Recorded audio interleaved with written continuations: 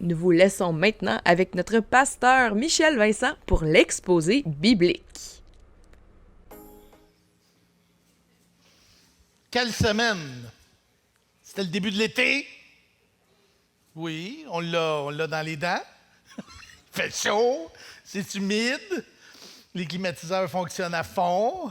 Mais c'était aussi la Saint-Jean-Baptiste, la fête des Québécois. Vous savez, c'est quoi notre devise? Non, je n'ai pas l'air. C'est quoi notre devise? Oui, je me souviens. Ben oui. C'est écrit sur les plaques minéralogiques, là, vous verrez. Quand vous sortirez, là, vous regarderez sur les licences d'auto, là, c'est écrit « Je me souviens ». Je me souviens. 1883, un certain Eugène Taché, architecte du Parlement, a décidé de mettre ça en haut de la porte. Je me souviens. La réalité, c'est qu'on ne sait pas exactement à quoi il faisait référence, mais on se doute beaucoup. C'était l'idée de se rappeler, de se souvenir. Écoutez, qui se souvient de Jacques? Jacques Cartier. Quelle couleur a ses yeux? Pas sûr. Tu sais, Jacques Cartier, c'est lui qui a découvert le pont Jacques Cartier, là. Le grand explorateur. Non, mais c'est... vous rappelez-vous à peu près en quelle année? Oh boy, OK, les... 1534, exactement. Qui l'a dit? C'est bon, c'est bon. 1534. C'est-à-dire à peu près 430 ans. Où je veux en venir, là, c'est que ça faisait 430 ans que les Israélites étaient en Égypte. Et c'est à peu près, grosso modo, le même temps depuis Jacques Cartier. Ça vous donne une idée, là. Comment c'est pas si simple que ça de se souvenir des événements de l'époque de Jacques Cartier, des événements de Champlain ou des événements de même il y a 10 ans. Fait qu'imaginez comment c'est facile d'oublier, de passer à côté. Et cette semaine, dans le texte qu'on va lire, c'est-à-dire le chapitre 13 du livre de l'Exode, on est rendu là où on va quitter l'Égypte, mais Dieu fait une pause, fait un meeting avec Moïse, et lui dit, là, il y a quelque chose d'important que je veux mettre au clair avec mon peuple. Vous devez vous souvenir. Vous devez vous souvenir. Exode 13, 8. Tu diras alors à ton fils, c'est en mémoire de ce que l'Éternel a fait pour moi lorsque je suis sorti d'Égypte. À travers le chapitre 13 d'Exode, les versets 1 à 16, on va voir des actions, parce que c'est important pour nous aussi. Hein, presque 3500 ans après tout ça, là, nous aussi, on a besoin des fois d'exercer notre mémoire. Parce qu'on est comme ça, on oublie. On oublie facilement, on oublie rapidement. On distorsionne souvent nos souvenirs. Fait qu'on a besoin de se rappeler. Et dans le texte qu'on va voir aujourd'hui, on voit une espèce de programme d'exercice pour la mémoire. C'est là qu'on va. Si je résumais l'exposé de ce matin, ce serait assez simple. Notre liberté a été acquise à grand prix. Saisissons son souvenir avec joie. Alors, on va lire ce passage-là. Julie va nous lire le passage. On va prier, puis après, on plonge.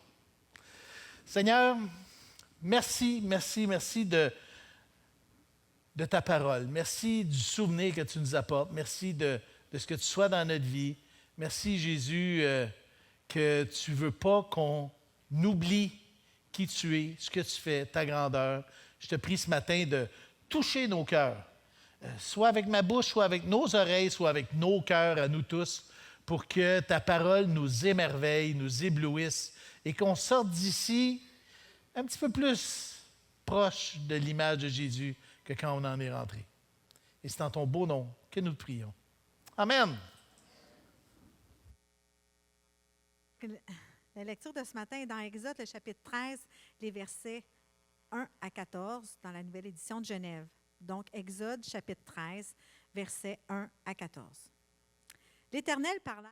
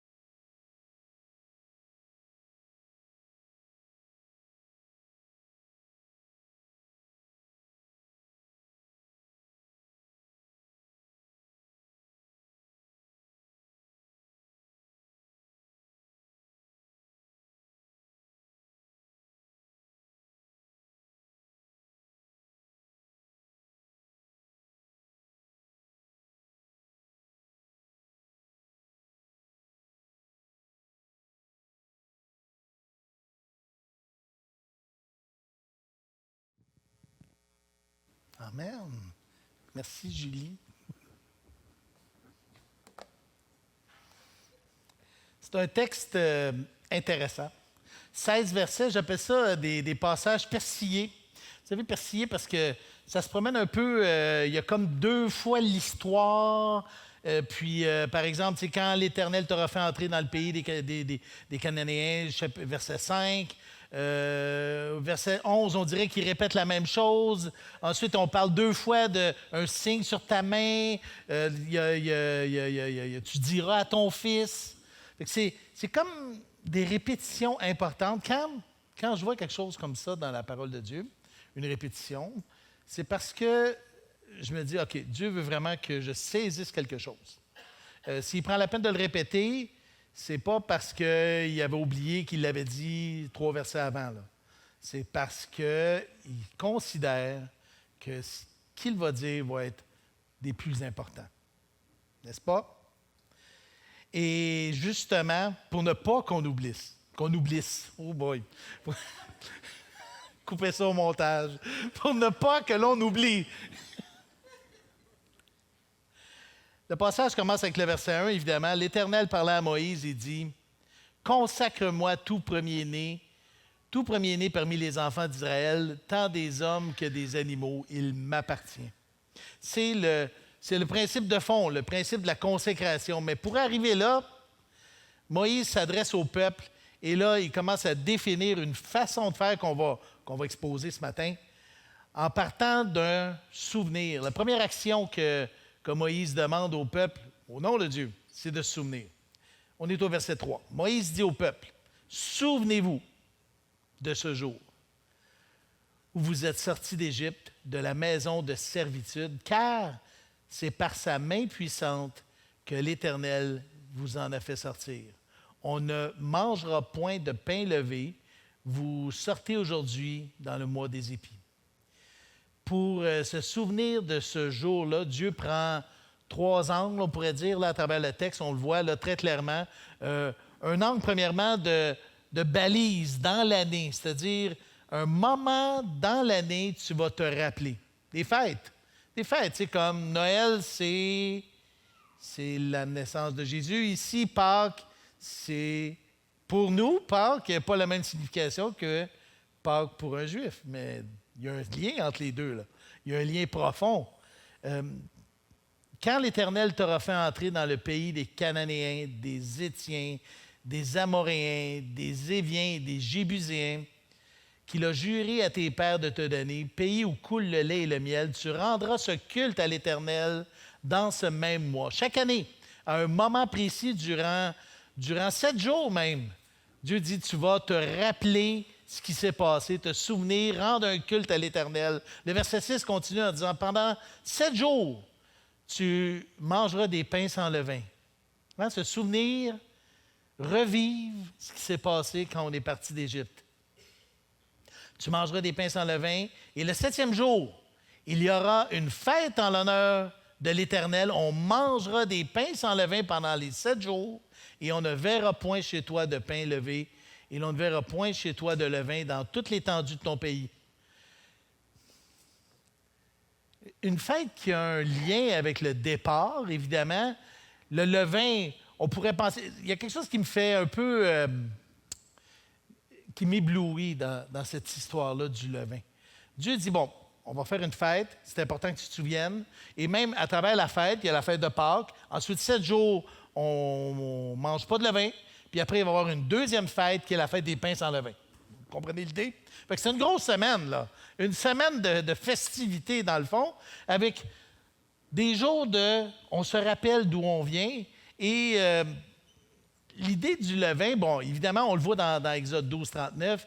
Ils firent des gâteaux cuits sans levain avec la pâte qu'ils avaient emportée d'Égypte et qui n'était pas levée, car ils avaient été chassés d'Égypte sans pouvoir tarder et sans prendre de provisions avec eux. Donc, ce qui a l'air d'un incident, c'est-à-dire qu'il a fallu qu'on parte vite, puis là, bon, on n'a pas eu le temps d'emmener du levain, on était pressés. Ce qui m'émerveille dans tout ça, c'est de voir à quel point, finalement, c'était la souveraineté de Dieu qui s'exerçait à travers tout ça.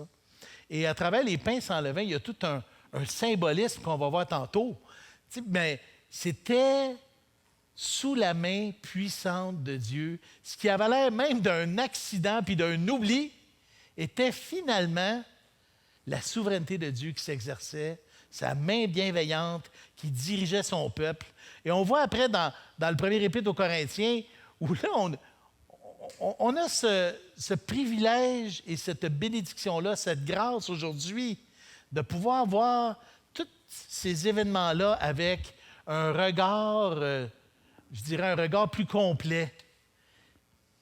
Paul dit aux Corinthiens, « Faites disparaître le vieux levain, afin que vous soyez une pâte nouvelle, puisque vous êtes sans levain, car Christ, notre Pâque, a été immolé. » Et là, on nous ramène avec la notion du péché, on nous ramène avec la notion de Christ, qui, lui, est notre Pâque.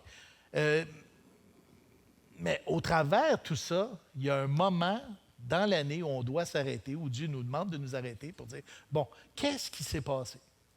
Qu'est-ce qui s'est passé? Pâques, la fête des pains sans levain. On a mangé des pains sans levain pendant des centaines d'années. Les Juifs ont mangé des pains sans levain en pensant que c'était parce qu'il y avait un incident malheureux. Mais plus la révélation grandit à travers la Bible, plus on arrive à discerner le sens profond et spirituel que Dieu avait pour cette journée-là. Il ne faut pas prendre à la légère ces idées de fête ou de penser que c'est juste des moments marqués pour faire la fiesta. Ça va plus loin que ça.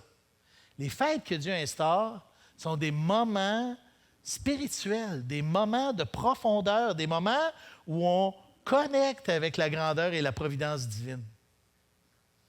Dans chaque famille, Dieu demande un engagement. C'est intéressant là aussi qu'à travers le souvenir, il y a aussi la notion d'engagement.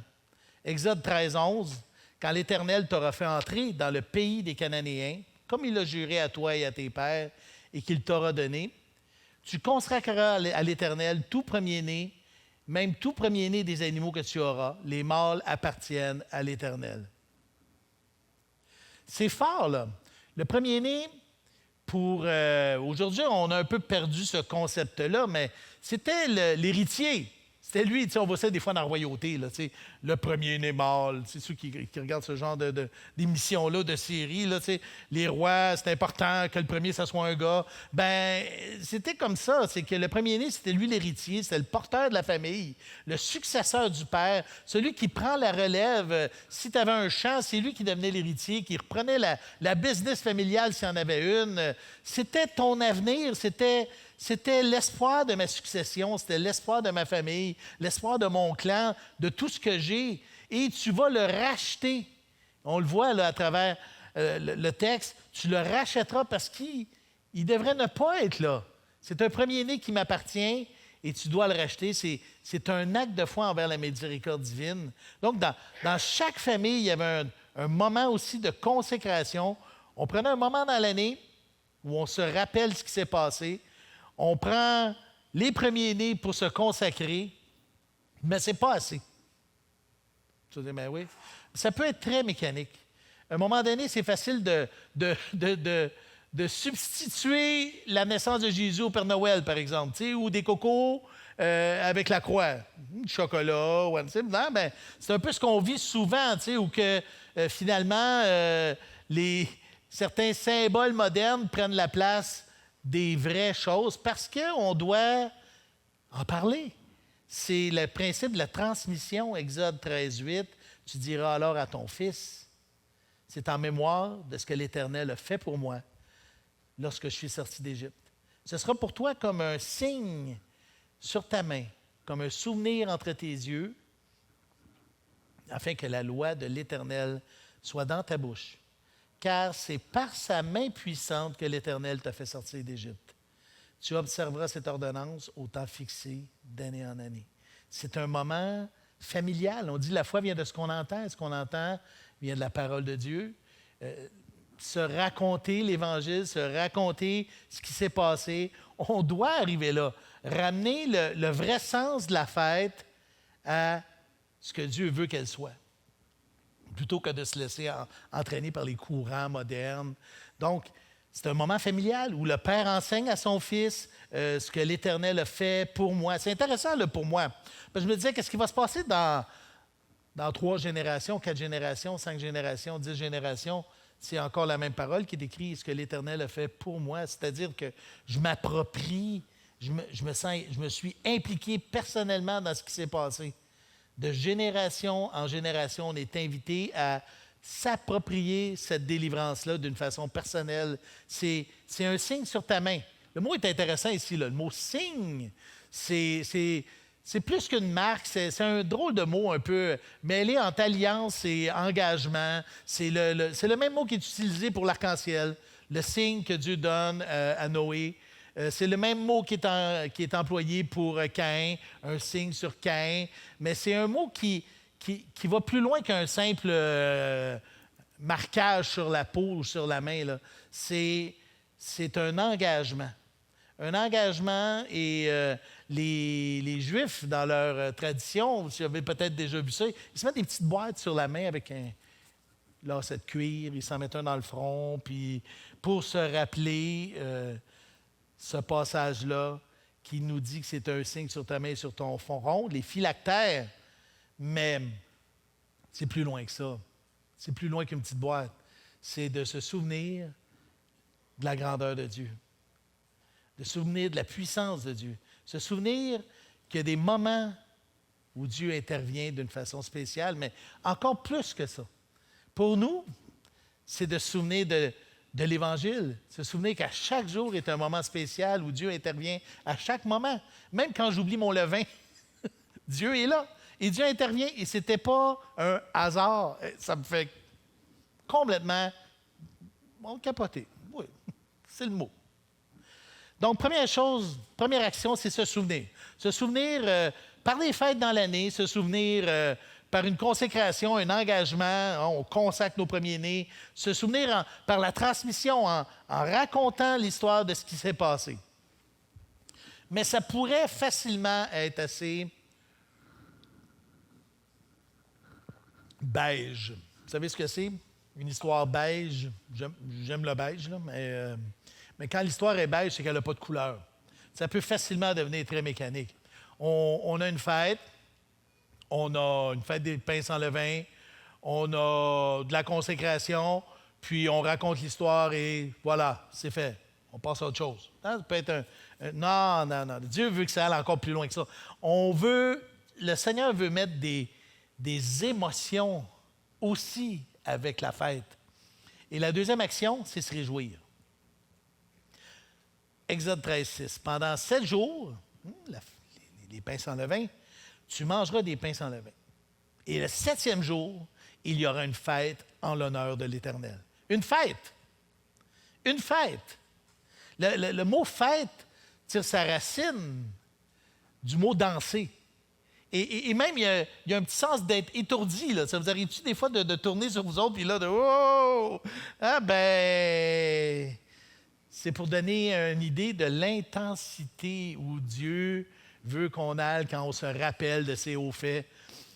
Il y a de l'intensité là-dedans. On prend 7 jours pour se rappeler, regoûter les pains sans levain, puis le 7e jour, c'est le party. Dieu est loin d'être un Dieu austère. Quand j'entends ça, ben vous autres, les chrétiens, vous n'avez pas le droit de faire ci, c'est plate, votre Dieu, il est trop sévère, il est en tout cas, interprétez-le comme vous voulez. Austère, c'est le mot. Austère. Mais quand on voit dans le peuple juif, Dieu fixe de nombreuses fêtes et de nombreuses ordonnances de réjouissance. C'était un peuple qui se réjouissait. À tous les 2 mois, il y avait une grosse fête chez les Juifs. Quand même, là, c'est pour dire, tous les 2 mois. Et chaque fête avait pour but de se rappeler, de revenir pour célébrer la grandeur de Dieu. De se rappeler de sa main puissante. Verset 9. Ce sera pour toi comme un signe sur ta main, comme un souvenir entre tes yeux, afin que la loi de l'Éternel soit dans ta bouche, car c'est par sa main puissante que l'Éternel t'a fait sortir d'Égypte. Parce que c'est par sa main puissante. Parce que c'est par sa main puissante. Prends le temps de t'arrêter et de réaliser que c'est par sa main puissante. Et pour réaliser la puissance de sa main, il faut se rappeler qui il est. Il faut revenir à la source, à lui-même, fixer nos regards sur lui, contempler ses attributs. Ce genre de fête-là n'est pas une fête où on fait juste comme « Ah ouais, il est bon, il est fort ». Non, non, non, non, non, non, on va plus loin que ça. Pour que la réjouissance soit complète puis qu'elle soit intense, il doit y avoir une connexion avec sa grandeur. On ne peut pas faire autrement. J'entendais vendredi, quelqu'un parlait qu'il avait fêté à Saint-Jean, c'était à la télévision. Là. Puis, ils en ont eu bien du fun. Je vais parler comme il parlait, là. Ma femme, elle s'en souvient. Ils disent, on a eu bien du fun. Oh, c'était vraiment, vraiment cool. Méchante fête. Ben là, je me rappelle plus vraiment, là, le lendemain, là, mais méchante bonne fête. À quoi ça servait? Tu te rappelles plus de rien. Oui, Éphésiens 5,18. Ne vous enivrez pas de vin.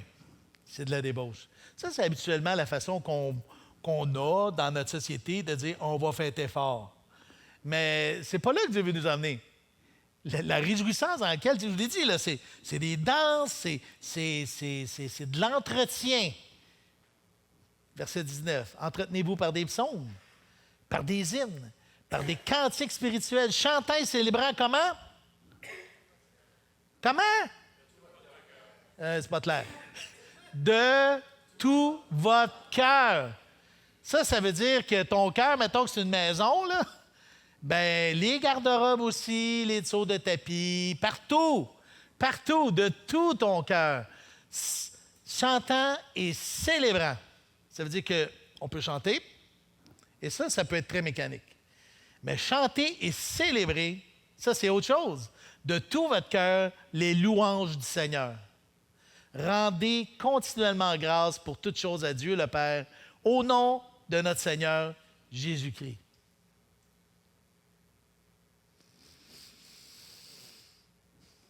Une fête de sa main puissante qui s'exprime à travers la louange, à travers la fête, à travers un débordement du Saint-Esprit. Une fête de rachat pour lui offrir le meilleur. Parce qu'en arrière de toutes ces fêtes-là, il y avait le rachat, évidemment. Exode 12, 48. Parce que notre Dieu, et j'aimais ça la semaine passée quand Yannick amenait ça, c'est donc vrai, Dieu est un Dieu inclusif. Il veut partager cette joie-là et cette intensité-là avec tous les peuples. Si un étranger en séjour chez toi veut faire la Pâque de l'Éternel, tout homme de sa maison devra être circoncis. Alors, il s'approchera pour la faire et il sera comme l'indigène. Il va être comme monsieur, madame, tout le monde du peuple, là. Mais aucun incirconcis n'en mangera parce que, Dieu veut que tout le monde partage cette joie intense-là de célébrer sa grandeur et sa puissance, mais aussi, il coûte quelque chose de s'approcher de Dieu. Il y a un prix à payer. Et c'est ce qu'on voit dans notre passage aujourd'hui, verset 2. « Consacre-moi tout premier-né parmi les enfants d'Israël, tant les hommes que les animaux. Ils m'appartiennent. » À chacune des fêtes, tout le monde finit par se rappeler que, finalement, tout appartient à Dieu. Tout appartient à Dieu et il y a un prix à payer. Il y a un prix à payer. Il fallait racheter. On devait racheter le premier-né. C'est-à-dire qu'on le consacrait. C'est deux choses différentes, là. On consacre. Je te l'offre, Dieu, mais je le rachète. Ça veut dire qu'il y avait un animal qui devait mourir à la place de mon premier-né. Ce qui sera un signe sur ta main et ton front et qui perdure jusqu'à aujourd'hui. On ne perd pas dans la consécration, on gagne. On gagne toujours. Mais ça ne veut pas dire que ça va être humainement agréable. Il y a un passage qui me titille depuis le début de la série et qui me parle énormément. J'aime faire le lien entre Exode et Hébreu. L'épître, la lettre aux Hébreux, le livre de l'Exode. Les deux ensemble, là, c'est comme du Gatorade spirituel. Là. C'est fou, là. Hébreux 12, 22. Parce que je me souviens. Je ne sais pas si c'est une fibre patriotique, là, les Québécois ici. Là. Vous savez qu'il y en a qui voient la Saint-Jean comme un moment d'affirmer leur patriotisme et leur désir de souveraineté. Et, quand on se consacre à l'Éternel, on est une autre civilisation. On est un autre peuple. On ne fait plus partie des quatre murs. Là. C'est beaucoup plus grand que ce qu'on peut imaginer. Ce passage-là d'Hébreux 12, 22 nous ramène là. Mais vous vous êtes approchés de la montagne de Sion, de la cité du Dieu vivant, la Jérusalem céleste. Ça, c'est nous, c'est l'Église. On s'est approché des myriades qui forment le cœur des anges. Quand on célèbre, quand on chante de tout notre cœur les louanges du Seigneur, on est en train de chanter avec les myriades des anges dans le ciel qui, eux, sont toujours en train de s'exprimer de cette façon-là. On s'est approché, et ça, c'est un lien direct avec ce qu'on est en train de voir aujourd'hui. On s'approche de l'assemblée des premiers-nés, inscrits dans les cieux. Maintenant, on est des premiers-nés, des consacrés, des rachetés. Comme ces premiers-nés, tu consacreras le premier-né. Mais nous, on s'est approché de l'assemblée des premiers-nés, inscrits dans les cieux, du juge qui est le Dieu de tous, des esprits des justes, parvenus à la perfection, de Jésus, qui est le médiateur de la nouvelle alliance, et du sang de l'aspersion, lien direct avec ce qui s'est passé à Pâques, et qui parle encore mieux que le premier sacrifice d'Abel. Nous sommes l'assemblée des premiers-nés, consacrés à l'Éternel. Il y a de quoi être vraiment, vraiment fier. Et quand Dieu dit « Vous serez saints car je suis saint », il dit ça au peuple hébreu. En fait, la consécration du premier-né était une prémisse, un début de quelque chose, que tout le peuple finisse par comprendre que tout le peuple est saint, tout le peuple est consacré, tout le peuple se donne jusqu'à arriver à nous, où là, on comprend mieux les choses, on pourrait dire, vous serez saints, car je suis saint. Chaque jour, il y a de quoi se réjouir. Chaque matin, chaque soir, chaque fois que nous voyons ensemble. Hein, regarde autour de toi, là. Regarde autour de toi. Oui, je vois les têtes se tourner. On voit autour de nous, les gens autour de nous, les frères, les sœurs qui sont l'assemblée des premiers-nés, des consacrés à l'Éternel. Et là, qu'est-ce qu'on fait? Il devrait y avoir quelque chose qui s'appelle « Je me souviens ». Je me souviens de la grandeur de Dieu. Je me souviens que pour chacun de nous, il y a une histoire. Et je me souviens aujourd'hui, à chaque dimanche, quand on est ensemble, de la grandeur et de la bonté de Dieu. Donc, premièrement, pour garder la mémoire fraîche, Dieu nous donne des fêtes. Se souvenir, revenir aux événements, reparler des événements, relater les événements, se reconsacrer aux événements, puis se réjouir, en faire une fête de la grandeur de Dieu. Laisser notre cœur déborder de joie en Dieu. Puis là, j'aimerais qu'on prenne juste un troisième point pour nous, là. Parce que 3500 ans plus tard, comment se saisir de l'Évangile à travers ce récit-là? Parce que je ne pouvais pas faire autrement, là. Tu sais, j'aurais pu parler de tous les petits mots et tout ça là, dans le texte, mais c'était trop fort, là. Ce texte-là est incroyable. Le chapitre 13, parce que Christ est partout. 1 Corinthiens 10, 11 dit « Ces choses leur sont arrivées pour servir d'exemple. Et elles ont été écrites pour notre instruction, à nous qui sommes parvenus à la fin des siècles. » Christ est partout. Du premier, on a notre Bible, premier verset, « Au commencement, Dieu créa. » C'est Christ. Dernier verset, « Maranatha, viens Seigneur Jésus. » C'est Christ. Puis entre les deux, c'est Christ. C'est Christ. Il est partout. Il est partout. Il est partout, partout, partout. Du premier au dernier verset, Christ est présent. Et pour se saisir de toute cette grandeur-là du souvenir, On doit revenir à Christ. Évidemment, cette révélation-là était progressive. Le peuple juif de l'époque, on le voit dans Colossiens 2,17, où on dit que c'était l'ombre des choses à venir. Il y avait une pensée, il y avait une conscience qui était partielle. Et même à travers ce qu'on parlait tantôt à propos des pains sans levain, c'était pas clair au départ. Mais plus la révélation avance, plus on réalise la profondeur et la grandeur de Dieu à travers ces événements-là. C'était l'ombre des choses à venir, mais le corps est en Christ. Le mot corps ici, c'est essence, soma. C'est-à-dire, en anglais, c'est le corps, mais le corps, c'est l'essence, c'est en Christ.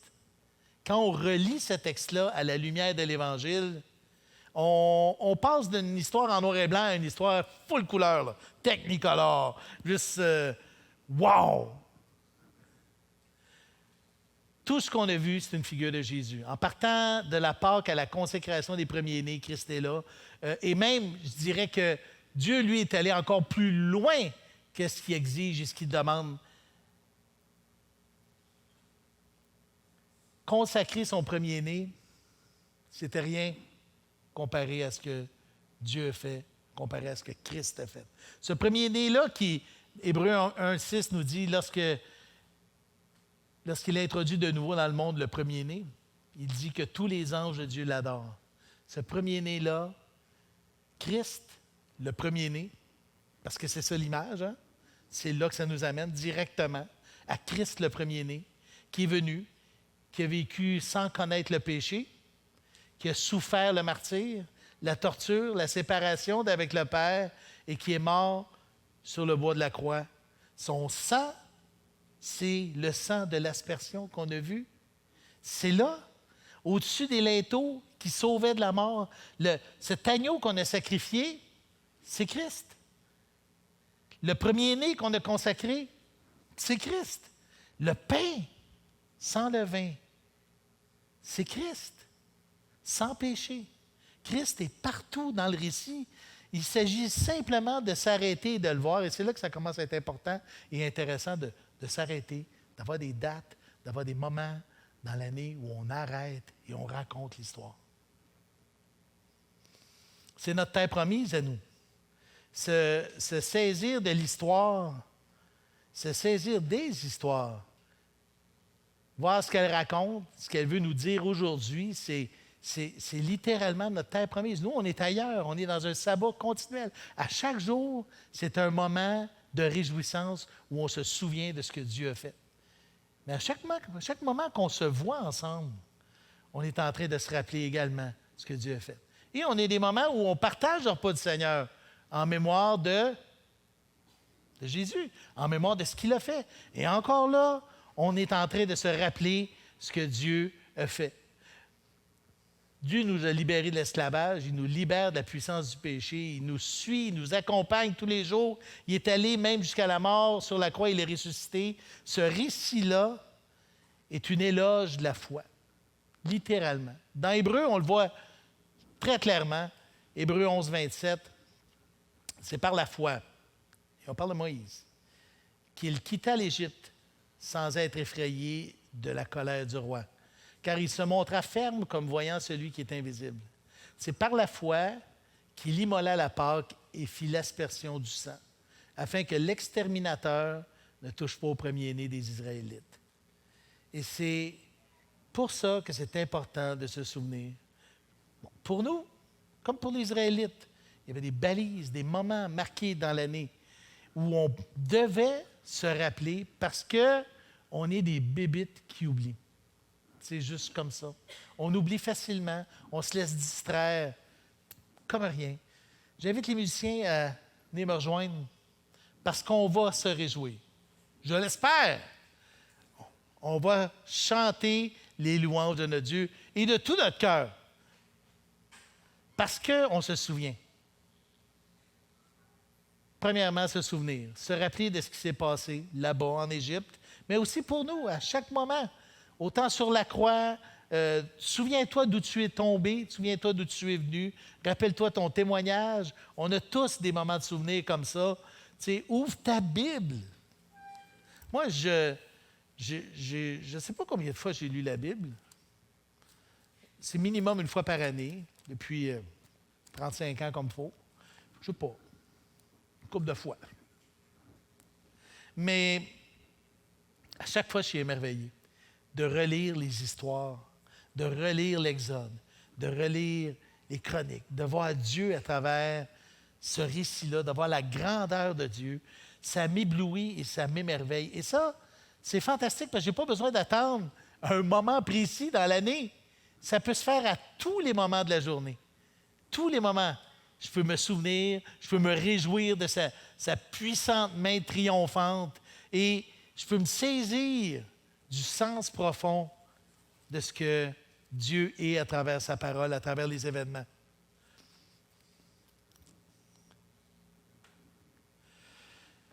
Quand les épreuves arrivent, ou quand la pandémie nous éloigne de la famille ou de la terre promise, on tient bon.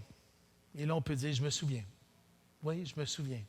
Je me souviens parce que je m'arrête, parce que je me réjouis, parce que je saisis la grâce, et c'est à ce moment-là qu'on tient bon. Parce qu'on se souvient. C'est une méthode ou un plan d'exercice pour ne pas oublier aujourd'hui. Et je dirais que, peut-être cette semaine, petit devoir, ouvre ta Bible. Rappelle-toi d'où tu es venu. Rappelle-toi ce que Dieu fait dans ta vie. Puis réjouis-toi. Vraiment, réjouis-toi. Si tu veux, tu peux danser chez vous. J'en ai été étourdi dans toute cette intensité-là. Et de te rappeler que Christ est partout à travers cette histoire. Prions. Seigneur,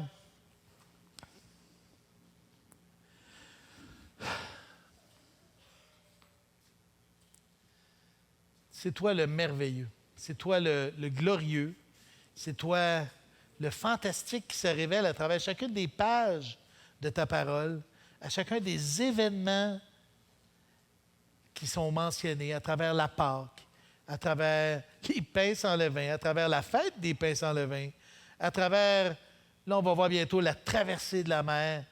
On peut voir à chaque fois ta grandeur, ta puissance. On peut voir Christ.